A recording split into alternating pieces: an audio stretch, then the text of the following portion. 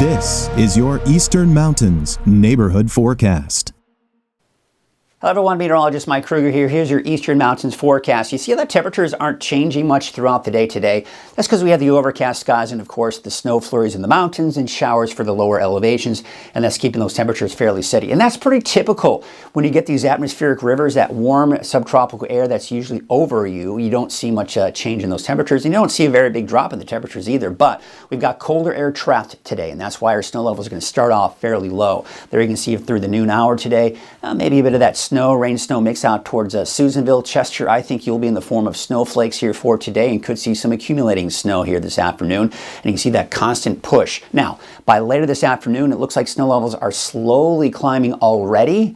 So it may kind of transition to a mix later this afternoon for Chester.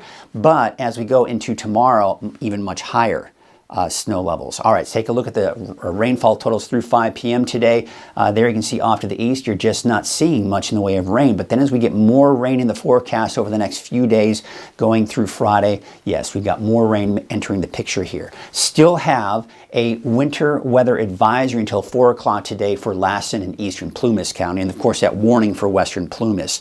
But you can see here, it might be picking up on a little bit more than we'd expect to see in Chester, but maybe on that lower end there. And again, I think maybe a little bit more than than what's being forecast here. Because again, as we see those snow levels climb a little bit here later this afternoon, it may not get quite as deep as you're seeing there. So yeah, I mean, maybe upwards of 6-12 inches of rain, not out of the question here for Chester. All right, let's go and take a look at the forecast road conditions. And it looks like we are going to see get a little bit worse here this afternoon. We're not seeing much this morning, but as it pushes eastward, we will be looking at more chain requirements east of I-5 on those higher mountain passes in Lassen and Plumas counties, not to mention out towards northeastern Shasta and eastern portions of Tehama County as well.